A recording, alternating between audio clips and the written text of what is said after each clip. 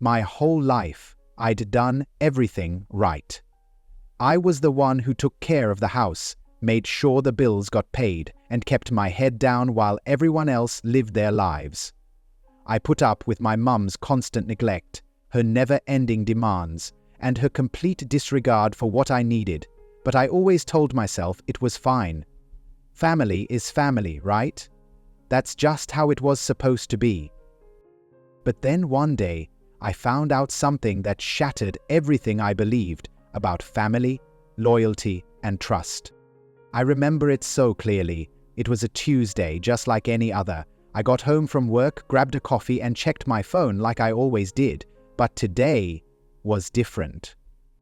As I was scrolling, I saw a notification from my bank app, a withdrawal. Nothing too unusual, I thought. Maybe I had made a payment for something I forgot about. But when I opened the app, my heart dropped.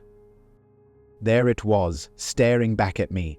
A massive transfer. A sum of money that had drained the savings I'd been carefully building for months. I stared at the screen in disbelief. My own mother, the woman who told me she was so proud of me for finally getting my life together, had just emptied my savings account without a single word of explanation. But that wasn't even the worst part. The money hadn't been spent on something for me. It wasn't for my future. It wasn't for my dream apartment or my plans to finally stand on my own feet. No, she had sent the money to a property management company. And as I dug deeper into my account, I realized what had happened. She had rented a house for herself without telling me, and she'd used my money to secure it. I could feel my blood boiling. For months I had been scrimping and saving every penny. My goal was simple. I wanted my own place. I was tired of the late-night arguments, the subtle digs, and the way she'd constantly told me that I wasn't good enough. But I worked hard. I worked long hours, sacrificed weekends, and kept my head down while everyone else took what they needed from me. I was finally close to being free. And then I found out that my own mother had stolen from me, used me as a backdoor ATM, and then rented a house without a second thought. At first, I thought it was a mistake. Maybe I'd misunderstood. But no, there was no mistake. She had taken the hard-earned money I was saving to build a future and spent it on a house I wouldn't even get to live in. And what stung even more, she hadn't even told me about it. She didn't even think to check if I was okay with it. She didn't even care. But what really made my blood boil wasn't just the money. It was the betrayal. She knew how hard I was working. She knew how much I needed that money, yet she took it anyway. I was done. I wasn't going to let this slide. I didn't know what I was going to do yet, but I knew one thing for sure. I wasn't going to let her get away with this. The worst part? This wasn't even the first time she'd done something like this. She'd always used me, taken from me, and made me feel like I owed her. But this was the last straw. That night, I made a decision that would change everything. I wasn't going to let this betrayal go unpunished, and it was going to be my turn to turn the tables. Growing up, I was always the one who took care of everything. My siblings were either too young or too caught up in their own worlds to help out much, and my dad, well, he wasn't really in the picture. He left when I was young, and my mum, trying to make ends meet, had to pick up the slack. But she had a way of making it all my responsibility. So I learned to keep my mouth shut and just do what was asked of me. From a very young age, I became the grown-up in the house. I cooked, I cleaned, I made sure bills were paid on time. Mom would go out with friends, always leaving me behind to handle the mess, both literal and emotional. But I didn't mind at first. I thought it was just a phase, that one day she'd realize what I was doing for her and things would change. But they never did. When I hit my teens, I started to see a pattern. She would come home after being out all night, acting as if nothing was wrong. I was still stuck cleaning up after her, getting the house back to normal, even though I was already burnt out from schoolwork and trying to figure out my own life. But there was always something else. It wasn't just the bills I had to take care of. It was the constant pressure to make sure we had enough for rent. I'd often find myself picking up extra shifts at my part-time job to make sure we wouldn't get kicked out. But no matter how much I worked, it was never enough. Every time I thought we had a cushion, it'd slip away somehow. I didn't mind it at first. It felt like the price I had to pay to keep the house afloat. But there were other moments, other realizations that built up, that kept me questioning the kind of life I was living. I began to notice how my mum treated my siblings differently.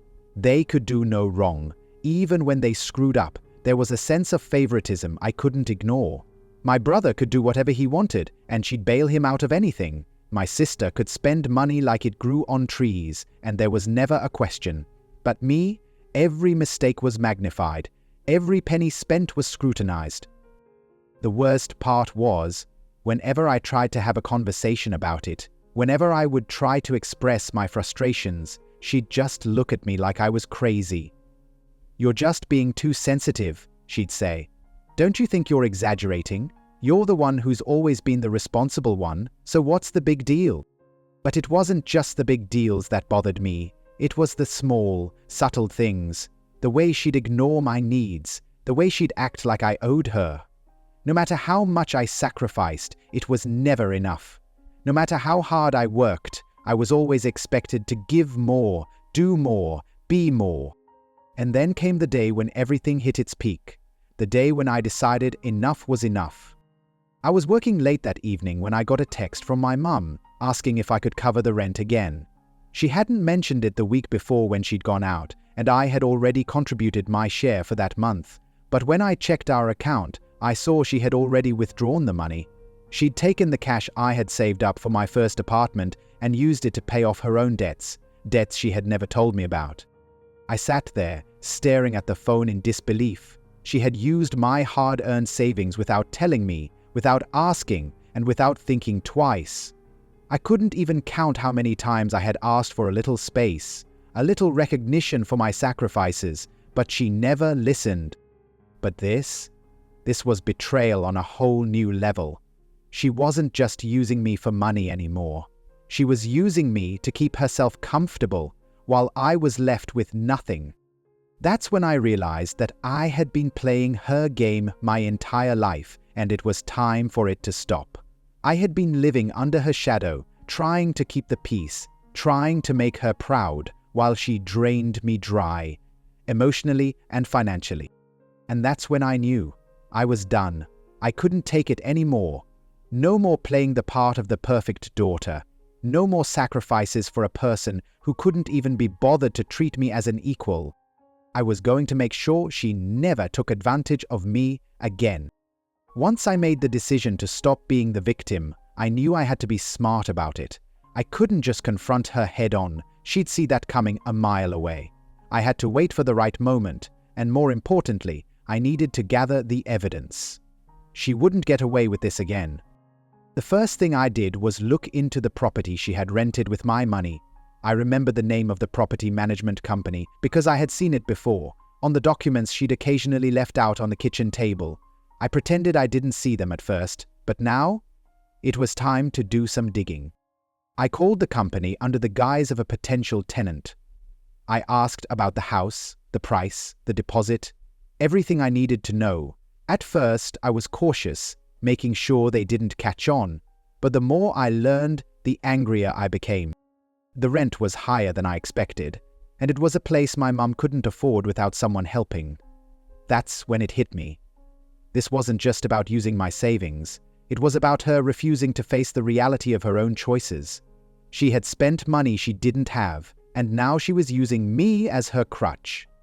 But I was done being a crutch. I was tired of being a secret safety net for her. I couldn't just take this lying down anymore. I started gathering all the information I could. I went back through my old bank statements, anything I could find that would connect her to the withdrawals. I saved the receipts, took screenshots, and kept everything organized. At the same time, I started looking into the legal side of things, wondering if there was any way I could make this backfire on her. One night, while going through some old paperwork she had left around, I found the documents that made my heart race: lease agreements, bank transfer receipts, and even a letter from the property company confirming the payment was made with my name on it. It was almost too easy. But what shocked me most was how confident she was about her actions. The more I thought about it, the more I realized that she didn't even care that I would find out. In her mind, this was just another normal transaction. She was just using me to keep her life running smoothly. I could almost hear her voice in my head. "You'll get over it. You always do." But this time, I wasn't going to get over it. This time, I wasn't going to sit back and let her walk all over me again. As I gathered more evidence, I also started to piece together my plan. It wasn't just about getting revenge. It was about taking control. I had spent so many years being used, treated like a tool, a safety net. But now, I was going to make sure that I held the cards. The more I researched, the clearer it became. The house she rented? It was still under her name, and it was fully paid up, with money I had given her. I knew exactly what I had to do next. At first, I couldn't believe what I was considering, but the idea began to take shape. Why not turn the tables on her? I had all the leverage I needed. She had stolen from me, and now I was going to become the one in control of her situation. I was going to buy the house she had rented and make her pay rent to me. But I didn't tell anyone. Not my friends, not my family, and certainly not her. I kept everything quiet, calculated, and methodical. She had no idea what I was planning. But every conversation I had with her, every casual moment, only fueled my resolve. I was playing the long game, and nothing was going to stop me. As the days passed, I focused on making sure my plan stayed under the radar. I started working more hours, saving up everything I could. I reached out to the bank to get pre-approved for a loan. I researched the property market, the real estate market in our area, and found out exactly how much I could afford. And just when I thought I had everything in place, I overheard something that made everything fall into place. One evening, I was at home, half watching TV, when I overheard my mom on the phone with a friend. I wasn't trying to eavesdrop, but when she said, "I don't even care if she finds out, she'll just get over it like she always does," I froze. She was talking about me, about the money, and about her belief that I would always forgive her. In that moment, I knew she had underestimated me. I wasn't going to be the one who simply forgave and forgot. I was going to make her pay for what she had done, not just financially, but emotionally. She didn't know it yet, but I had already taken the first steps to becoming her landlord, and I was going to make sure she felt every ounce of the humiliation and betrayal that I had felt. The day I signed the papers to buy the house was the day everything shifted. It felt surreal, like I had unlocked a new level of freedom, a freedom I had been denied for years. I had been under my mum's thumb for far too long, always the one to clean up the mess, always the one who had to make everything right. But now I was in control, and I wasn't going to let this go. For the next couple of weeks, I kept the plan to myself. I couldn't let on what I was doing. Every time I saw my mum, I acted as though everything was normal. It wasn't easy, especially when she came around, pretending like nothing was wrong. But I kept my composure. She still had no clue what I was planning, and I intended to keep it that way until the right moment. I spent my days working harder than ever, saving every penny I could. It wasn't just about the money anymore. It was about making sure she felt the consequences of what she had done. The deeper I got into planning my revenge, the more determined I became. I had to make her realize just how much she had taken advantage of me for all these years. Then came the moment of truth. I had been carefully preparing for it. I knew that if I was going to make my move, it had to be in front of the whole family, so they could see what she had done and finally understand who she really was. I couldn't let her escape this. It was a quiet Saturday evening when everything came to a head.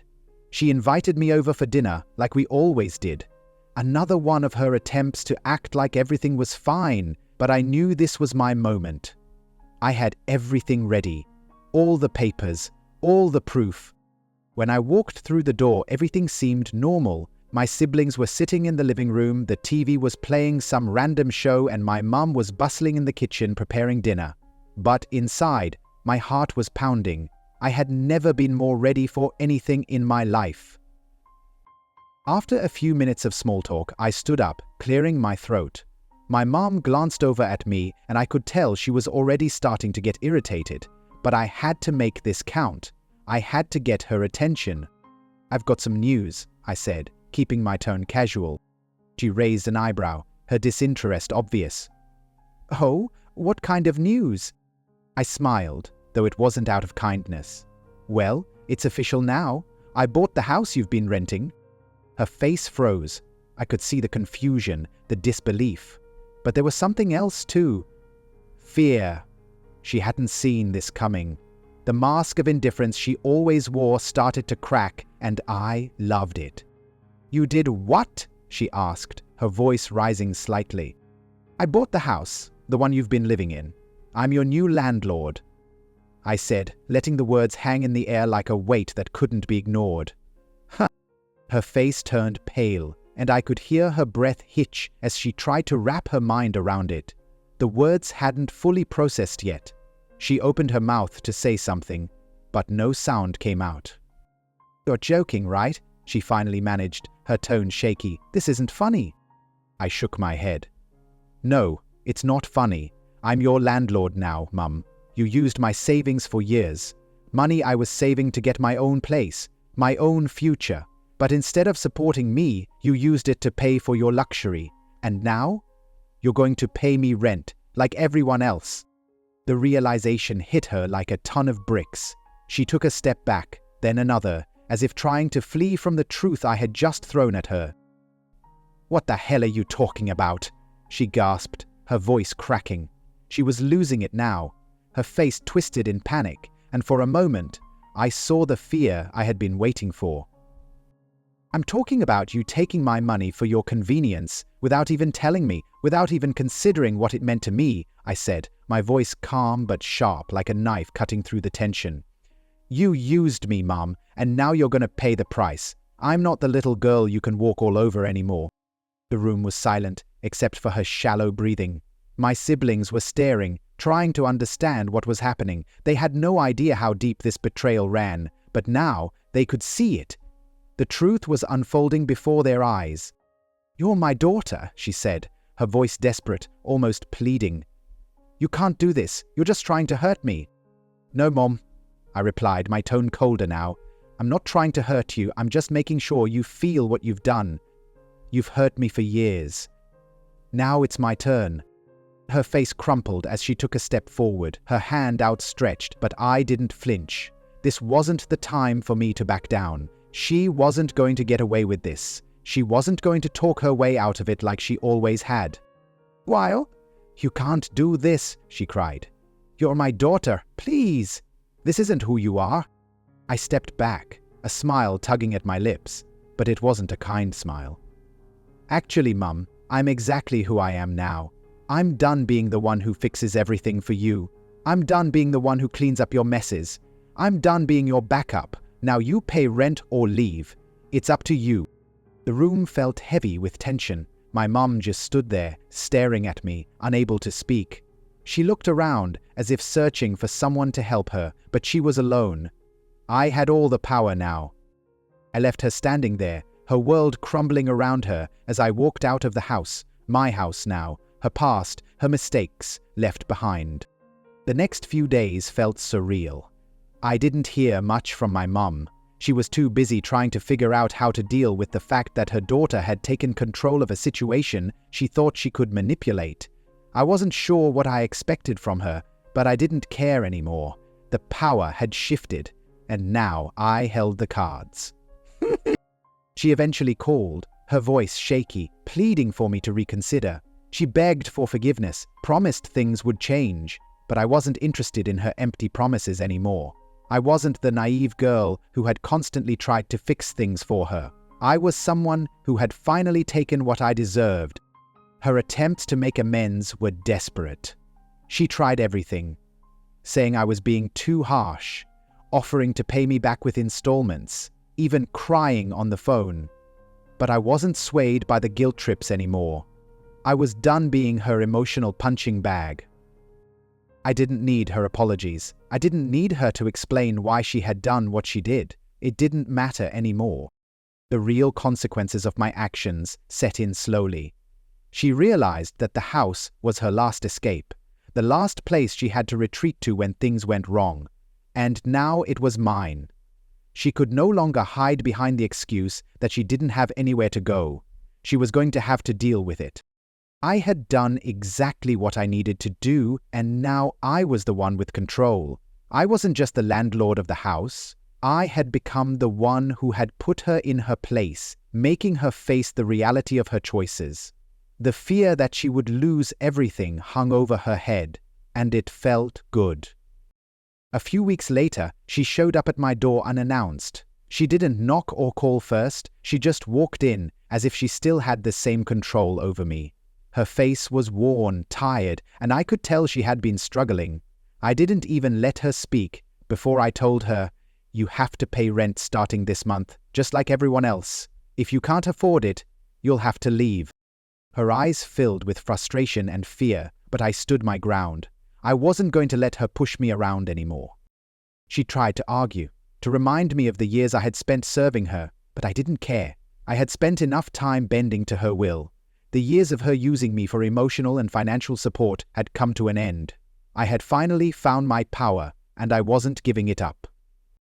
She left that day humiliated, and I knew she would keep trying to find ways to turn things around, to fix what she had lost. But I was done being her safety net. I had reclaimed my life, and I wasn't about to let her take anything else from me. In the weeks that followed, I saw her a few more times. There were moments of silence between us, moments where the old resentment resurfaced. But they didn't hold the same weight. I had taken control of my life, and she could no longer manipulate me. Eventually, she gave up. She moved into a smaller, cheaper place, and it was clear that she had to face the reality of her choices.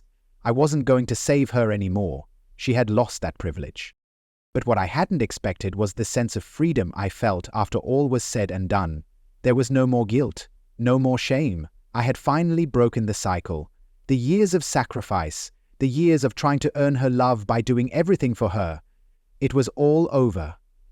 Ecstasy and psychiatrin. And the most powerful part of it all, I was no longer afraid of her. I wasn't the child she could manipulate into doing her bidding anymore. I was my own person. Now I was the one in control of my future. And as for her, she was left with nothing but the consequences of her actions. She tried to reach out a few times after, trying to apologize, but I had already made my peace. I no longer felt the need to fix things for her. She had taken from me for too long, and now it was her turn to face the consequences. As I stood in my home, the one I had fought so hard for, I knew that I had won, and it felt better than I ever could have imagined.